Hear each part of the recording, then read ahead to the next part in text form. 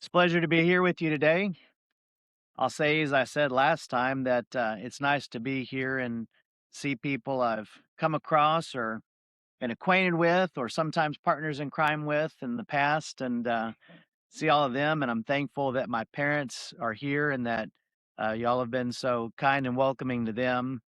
And I trust that they'll be an asset here for years to come. And if they're not, call me and we'll have a little chat.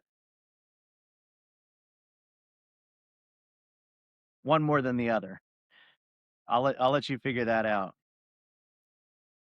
I'll share with you that this last Memorial Day that I took a trip and I went to New York City.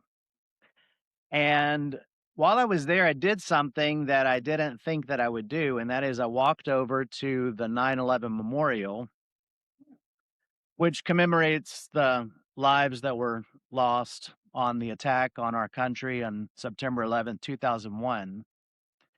And I realized that was 25 years ago. And that's kind of how time flies, right? And I was there and I was surprised and kind of impressed with what they had done. It occurred to me that I never really thought about the magnitude of that patch of ground. When you're standing there, there's these two reflecting pools that stand in the footprints of where the towers used to be. And I realized those are much larger than I envisioned them. And I've walked around cities and thought those are big buildings, but you look at that footprint of that building and you realize how massive it was, and you start to look at how tall that building was and you realize it was massive, and you think about the lives that were lost. And going around that reflecting pool, they've got granite with the names etched in, and there's individuals. And we went up in an observation tower and you can look down and it's kind of even more impressive. And I think about the fact that they could have built something there and leased it out and made a lot of money, right? So there was a conscious decision to forego that benefit to even put that monument in place. But I was down there by the reflecting pool and that water's coming up, it's kind of pouring over, and it's kind of a mist coming up out of it. And it really took me back.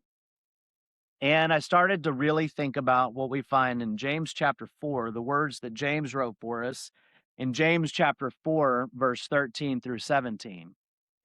And while I was thinking about that, I realized how terrifying it is, how applicable what James is trying to tell us to what took place on that day 25 years ago. What James says in James 4:13 is, "Go to now, ye that say, today or tomorrow we will go into such a city and continue there a year and buy and sell and get gain. Whereas you know not what shall be on the morrow. For what is your life? It is even a vapor that appeareth for a little time and then vanishes away. For that ye ought to say, if the Lord will, we shall live and do this or that. But now ye rejoice in your boastings. All such rejoicing is evil. Therefore, to him that knoweth to do good and doeth it not, to him it is sin." And James is obviously trying to impress on us a couple of simple and profound thoughts. And what's interesting is you get swept up by the current of your day to day life, and these seem like the easiest, simple thoughts to just let slip away. And one of the first things he's trying to teach us is about how not to have that posture of pride. And I think about what he says here, that they're going to go into such a city and buy and sell and get gain. These are the things they're saying. When I read this, I like to slow down and stop and think about everything that these people are saying and how much is contingent on things that they cannot know. Proverbs chapter 19 and verse 21 says, "There are many devices in a man's heart. Nevertheless, the counsel of the Lord, that shall stand." When he says there's many devices in a man's heart, that's the thoughts that you think, that's the schemes you come up with, that's the way that you think you're so clever that you can outrun the unforeseen events in life. And all of us have that capacity to some degree to think that for ourselves. But no matter how clever we are, no matter how conscious we are of the things around us, there are things that we cannot know. There are things that only God knows. There are higher powers at work. But when I look at what's going on in James chapter 4, I think about how it was that they determined the time, today or tomorrow. I realize that's a range of time, but even beyond that, how many times in your life have you had something that you thought you were going to do and it was delayed significantly? Or maybe it just never happened because life got in the way. That's just how it works. And these people stand up and say confidently, today or tomorrow, I'm going to go. When I had shown up at the airport to take my trip because of some issue with funding, unforeseen, obviously, my plane was delayed for 2 hours. I was pretty proud of myself for thinking it and, writing it all down on paper, exactly what time I need to leave to get the right amount of traffic on I-45 so that I can get there in the right amount of time to get into the terminal and get comfortable and then actually have a little time to go eat. And then by the time I finished my sandwich, my plane would arrive on time. I was very smart and I was wrong. It's fine. I watched a movie. I had a good time. I wasn't upset about it. I had a friend that was traveling that same weekend, and he spent 20 hours in an airport on his way back from Hawaii. The following week, a coworker of mine was coming back from Kuala Lumpur and had to spend 10 hours in O'Hare in Chicago. Now, they're spending time in airports, and then they're spending time in O'Hare in Chicago, and those are not the same. None of us plan for any of these things. Your trip plans can be delayed, they can be impacted in ways that we can't even imagine, even if we've got really good imaginations. But they were going to determine the time. They were also going to determine the place. They were going to such and such city. You ever have your plane diverted because of some storm and you end up a city you didn't intend to go to? It's happened to all of us, hasn't it? Maybe not a plane, but some sort of trip. You ended up somewhere that you did not intend to be because of events that you didn't foresee. And these people, once again, they're very confident that they know exactly how these things are going to play out. It's important to slow down and read these verses and realize we're all guilty of it. My dad texted me and says, are you going to come over here and be at Longmire? And I said, yes, I am, very confidently. I don't know what could have happened. I really don't. They also had determined the duration that they were going to continue there a year. There are all kinds of things that can change when you plan to go somewhere and get somewhere. You get sick, you have to go home, something happens at your house and you have to come back. There are all kinds of things that can change those plans, but they were confident they were going to continue there a year. Some natural disaster may have struck the city they intended to continue in, and they might have had to leave earlier than they thought they would. They were going to buy and sell. They determined the activity that they were going to engage in, that they were going to buy and sell. I went out of town one time a couple years ago, and I forgot to call the bank and tell them I was going to be out of town, and my card didn't work. I wasn't buying anything. Of course, I got it fixed. It was fine, but sometimes you go places and you're not able to buy and sell. You just don't know what's going to happen. Things can change. But not only were they so boastful and proud to know that they were going to do all these things, on the outside of it, they were going to buy and sell and get gain and get gain. Do you stop and think about what was happening in those towers 25 years ago? You've got bankers and investors and finance people, and they woke up that morning and they drank their coffee and they told their spouse, their children, their loved ones, I'm going to go to work, I'm going to buy and sell, and I'm going to get gain. I'm about to close the deal of a lifetime and never going to have to work again. Deal closed. No disrespect to those people that lost their lives. They didn't factor this into their thinking. They didn't think about how it would impact them that day, these things they didn't think of. I like what I read in 1 Kings chapter 20 and verse 11, where the king of Israel talked to this other king and he said, tell him, let not him that girdeth on his harness boast himself as he that putteth off. You stop to think about what that means. Don't let the man putting on his armor brag like the man taking his armor off. You're going to die in that armor. Oh, you're a very good soldier. I always remember talking to a friend a while back, and he was involved in something, was going to go to a dangerous situation. I'll just put it that way. And he was telling me about how prepared he was, how trained he was. And I said, hot lead is no respecter of persons. You could catch a stray and have no idea where it came from. It doesn't matter how well trained you are. But this is what these people were saying, that I'm going to brag, I'm going to go out to war, I'm going to demolish this guy. And I think about those wrestlers or those fighters, and the media hype it up. They like to stir that up, and they put the microphone in their face and say, I'm going to pummel him, I'm going to demolish my opponent, and only one of them wins. But they both said the same thing. They have to know that that's by design, that only one of them is going to have accomplished that. And they still feel like they can just brag and say, I know how this is going to turn out. But they do not. That's one of the things that James is trying to impress upon us. Now, somebody might read this and they say, well, I guess what James is saying is I just need to stop planning and I need to just trust the Lord. That's not the takeaway here.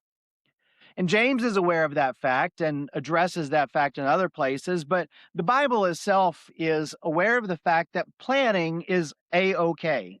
There's nothing wrong with planning, and that's not what James is talking about. What he's talking about is planning and leaving God out of the equation. Just a few passages that illustrate this point. Proverbs chapter 6, verses 6 through 8. Go to the ant, thou sluggard, consider her ways and be wise, which, having no guide, overseer, or ruler, provideth her meat in the summer and gathereth her food in the harvest. What's he saying? He's saying if you need an illustration about certain values and practicalities of life, you look at the ant. What does the ant do? When the leaves are green, it goes and gets the leaves and it stores them up, so when the leaves are brown, it has something to eat. There's nothing wrong with that. And the Lord endorses that in this book of wisdom. In Luke chapter 14, the Lord himself addresses this in verses 28 through 30. Luke 14:28, he says, For which of you, intending to build a tower, sitteth not down first and counteth the cost? He takes this physical reality and he makes a spiritual application, but it's valuable in the physical realm just like it is in the spiritual realm. You count the cost. And he goes on to explain, lest when you start building, you come up short, you don't have the funds, your funding is dried up, and you said, I'm going to go build a tower, and you couldn't build a tower. We're kind of back to the main point now, aren't we? A lack of planning can cause that too, right? It can. Proverbs 21 and verse 5, last one on this particular point. The plans of the diligent lead surely to abundance, but everyone who is hasty comes only to poverty. The Lord never asked us in our lives to fly by the seat of our pants and then blame our faith when things go wrong. That's not the way that he intended it. Planning is not the issue, and that's not what James is addressing. What he's addressing here is that planning without God makes somebody a fool. That's the issue. Now, the Lord gave us another parable. In the book of Luke, again, Luke chapter 12, verse 16 through 20, the Lord spoke a parable to them, saying, The ground of a certain rich man brought forth plentifully. I tell you, I like to stop there and think about this. If that was your situation, what are you going to do with it? I mean, if he had a bumper crop, it's probably likely that the rains were good that year and everybody else had bumper crops and the prices bottom out. Who saw that coming once again, right? So he's doing the only wise thing is that he's going to store these things up. And he might be thinking to himself, I'm really clever. I watched the ant do it. I'm going to do it. And so next year when there's a drought, I'll have a barn full of stuff. But this year, everybody sold their stuff at a lower price. I'm going to do pretty well. He's a thoughtful man. You can't accuse him of not being thoughtful. The problem is what's not in his thinking. That's the issue. Notice what you see going on. Verse 17, he thought within himself, that's his devices, he thought within himself, saying, What shall I do, because I have no room where to bestow my fruits? And he said, This will I do. I'll pull down my barns and build greater, and there will I bestow my fruits and my goods. And I will say to my soul, Soul, thou hast much goods laid up for many years. Take thine ease, eat and drink, and be merry. But God said unto him, Thou fool, this night shall thy life be required of thee. Now, we could say things about how he was avoiding work and maybe he was lazy. We could talk about all that. That's maybe something we could talk about. But notice what he thinks there, that he's going to do this for many years. And it turned out that that was not true. But he didn't factor that into his thinking, did he? He didn't think about that. Nowhere in his thinking do you see him considering what God wants for his life. He wants to take ease. Nowhere in his thinking does he stop and factor in what God might do or just the unknown circumstances. He leaves God entirely out of it. And therefore, planning without God is what makes a person a fool. But the second thing that James impresses on us is our ignorance about these things. It's the uncertainty of life. In James chapter 4 and verse 14, he says, "Whereas you know not what shall be on the morrow." You don't know what's going to happen tomorrow. You don't know what's going to happen today. I was talking to mom and saying, "Can we go out to eat?" She's like, "Yes, we're going to go out to eat." Unless we don't, right? I could trip on this stair and crack my head open and there would be no lunch. You say, "Geoff, that's terrible. Why are you thinking about those kinds of things?" And the question is, why am I not thinking about those kinds of things? I always think it's interesting when you turn the news on and you see something terrible happen. A car spins out of control and crashes into somebody's home, and there it is in their living room, and they think, "I never thought this could happen." I'm thinking, why didn't you think it could happen? Sometimes on the news, there's a terrible accident. Somebody says, didn't think it could happen to me. That's even more arrogant, isn't it? Even more arrogant. The uncertainty of life is something that James wants us to reckon with. The Proverbs writer likewise says this. He says in Proverbs 27 and verse 1, "Boast not thyself of tomorrow, for thou knowest not what a day may bring forth." That's all we're saying, but that's good advice. Don't brag about what tomorrow may bring. You don't know. You don't know that tomorrow will ever come. I like the example that I find in the book of Second Kings. In Second Kings chapter 18 and verse 35, you've got that king of Assyria, Sennacherib, and he's conquered the world as he knows it, that entire region. Israel's gone. He's got Judah as sort of a holdout. And if you look at your Bible maps, you can see that Judah is basically a little island in this sea of Assyrian domination. And he had conquered all these other nations and he comes up against them. And, they're saying, "Well, we trust our God." And he says to them in 2 Kings 18:35, "Who are they among all the gods of the countries that have delivered their country out of mine hand? And the Lord should deliver Jerusalem out of mine hand?" So he's up there and he's bragging. He was a very powerful and capable military leader. And he says, "That's what that nation over there said when I was laying siege to their walls. They said their God would deliver them. And in fact, your God is invisible, but their God has fangs and horns. He's much scarier than what you're saying.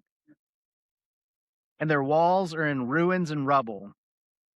And so you think you're going to withstand me." Think about what kind of character and pride this man Sennacherib has. He's got evidence. All the things he's done leading up to this point. But he left God out of his evidence, didn't he?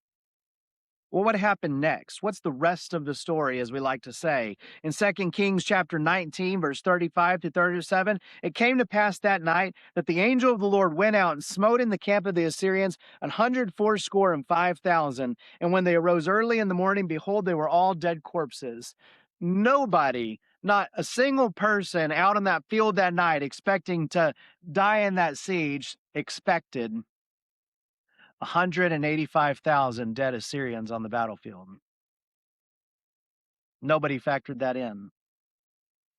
You can go home and you can watch your news channels and whatever's going on anywhere in the world. We could talk about Ukraine. We can talk about Iran, and these commentators, they're going to get up and they say, "Let me tell you what I think is going to happen." And not a single one of them is going to mention that the angel of the Lord could come and slay 185,000 soldiers. Not a single one of them is going to mention that.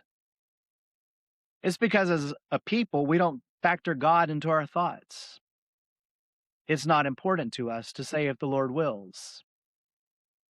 We think we have it all figured out. When we talk about the price of oil, when we talk about international conflicts, when we talk about what else is going on in the market, when we talk about driving to the convenience store to pick up the thing of milk that we forgot last time we went to the grocery store, we're not factoring God into the way that we think. And that's what James is getting to in this. And there's so many unknowns. The uncertainty of life is just one aspect of it. He didn't foresee this. Those soldiers didn't foresee this. It gets even worse for this man, Sennacherib. Verse 36, so Sennacherib, king of Assyria, departed and went out and returned and dwelt at Nineveh.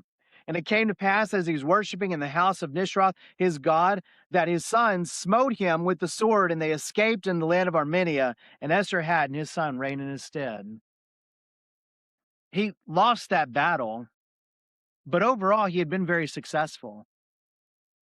You know, there's a cylinder in the British Museum in London called the Taylor Prism, and you can go there and you can see it. It's got words on it. That's how they recorded their history. And Sennacherib says, I destroyed this nation, I destroyed this nation. And then he gets to the line where he says, I had Hezekiah shut up like a caged bird. He didn't tell the rest of the story, did he? He didn't tell the rest of the story, but he went home basically successful. And his sons committed a coup, and he died and didn't get to enjoy his years in retirement because life is uncertain. Life is very uncertain. The third thing that we learn that James is trying to impress on us is that life is brief, the brevity of life. You might say, I thought that's what you were talking about. No, that's not what I was talking about. I was talking about a life is uncertain. But even the longest life is a brief life. Listen to what it is that James says in James 4:14. For what is your life? It is even a vapor that appears for a little time and then vanishes away. Life is short. James already spoke to this in James chapter 1 and verse 10. But the rich, in that he is made low, because as the flower of the grass, he shall pass away. Just hold as a placeholder in your mind that he addresses particularly the rich in that passage, but stop and pivot from that and think about what he's saying. The flower of the grass withers, all those metaphors that the Bible uses repeatedly. Now we say April showers bring May flowers, and you drive down the road and you've got the bluebonnets and the Indian paintbrushes. Is anybody going to go outside and work in their yard today? I don't want a show of hands. There may be some hands, but I'd advise you to wait until later today to do that because it gets cooler. It's getting hot. It's pretty hot. It's going to be really hot in August. And those beautiful Indian paintbrushes, those blue bonnets, they're all going to be brown, dead, back to the earth, dust to dust, right? Yeah, we think that if we get smart enough and we get enough funding, enough capital raised, that we can live forever. About every third day, you see some news story about somebody who's a biohacker and they're going to live to be 200 years old.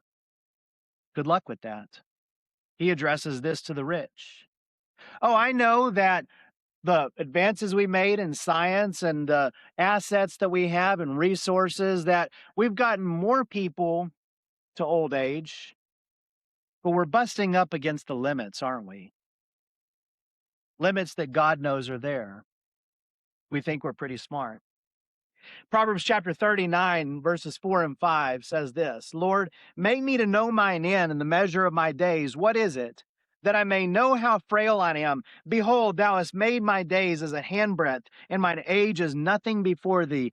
Verily, every man at his best state is altogether vanity. As a handbreadth, that's a short span.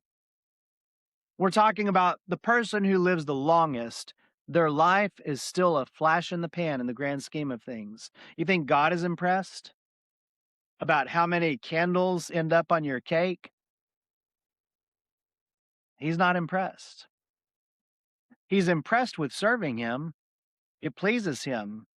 Hebrews 11 and verse 6. But living a long life, what does that mean in the grand scheme of things? What does it really accomplish? The man at his greatest is still vanity. Think about the statues that we have that commemorate good things that people have done, impressive things that people have done. But stop and think about the statues that don't exist. Somewhere, somebody designed the greatest thing, and it's lost in the ash heaps of history. Somewhere, somebody preached the greatest sermon ever preached. We didn't have digital recorders back then, and it's gone. And all the people who heard it are dead. Sometimes I go to one of these antique stores and I see an old bin and there's black and white photographs in it. I pick one up and I look at it and I think that's somebody's Nana. That's somebody's Nana. And you know what? One day that Nana baked the greatest apple pie that has ever been baked.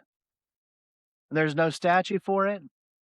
And that photograph ended up in an antique store and there's no name written on the back of it. We don't know who she is. And I get pretty proud of myself when I do something I think is impressive. But it's all vanity, isn't it? Even the longest life, even in the best life, it's all vanity. It doesn't matter. The psalmist also said in Psalm 90, verse 10, the days of our years are 60 years and 10. And if by reason of strength they be 80 years, yet is their strength labor and sorrow, for it is soon cut off, and we fly away. Generally speaking, people live around 80 years old. Generally speaking, we're getting more people there. I'm very thankful for that. We're getting more people there with less misery upon the way. I'm thankful for that. But generally, we're not going to bust that. The psalmist knew that he was right about that because he was inspired by God, and God knows about how long people are going to live. And if I live all of that time, how impressive is it? The psalmist goes on to say in Psalm 90 and verse 12, so teach us to number our days, that we may apply our hearts unto wisdom. Wisdom is understanding the certainty of death. That's involved in being a wise person. I'm not going to read the whole thing to you, but Job chapter 7 gives several metaphors for how quickly life passes. And he talks about how it's like the weaver's beam, the shuttle what that a weaver uses weaving things. And you ever watch these videos of somebody who's weaving those tapestries or rugs and they've got that little thing and they're putting it in between the strings so fast? I don't know how they do this. Pretty impressive. But that's just like us. Or he uses metaphors, again, like a mist or a smoke. You see it. When I was at that memorial, I caught a little bit of that mist coming out of that fountain in my hand, and I brought it back to show you. It's funny because it's impressive that God chooses these kind of metaphors because we're so familiar with these kinds of things. We're so familiar. And then when he tells us in all of the plainest terms that that relates to how our life is, we just don't believe it. And we get up and live every day as if we don't believe it. Faith without works is dead. If I say, Lord, I believe that even the longest life is vanity and I have uncertainty of life, that's my faith. I have faith in the fact that you're right about that. But faith without works is dead, James says in James chapter 2. If I'm not factoring God into my life every day, that kind of faith is dead, isn't it? Isn't that what James is getting at? The certainty of death is a reality. So what is it we're supposed to do about it? Well, we have to have the right posture of humility. In James chapter 4 and verse 15, he says that for that you ought to say, if the Lord will, we shall live and do this or that. He's saying you need to exchange those words for a new set of words that you use when you talk about your life. Notice also the order of things that he gives. For you ought to say, if the Lord will, we shall live and do this, because you're not going to do that if you don't live. He's got the order right, doesn't he? We depend on God for our very lives, and we depend on God for our success. We depend on God for both of those things. And that ought to be incorporated into our hearts. James is not saying that you need to have this verbal formula that you use whenever you're talking about what you're going to do. That's not what he's talking about. In the same way, he's talking about these people living their lives arrogantly and proudly. That's something that starts and begins in their hearts. That's why they leave God out of their words. For out of the abundance of the heart, the mouth speaks. That's what Jesus tells us in Matthew chapter 12. Well, we have to have it in our hearts. A good example of this is the Apostle Paul, and you don't have to turn these verses, you're familiar with them.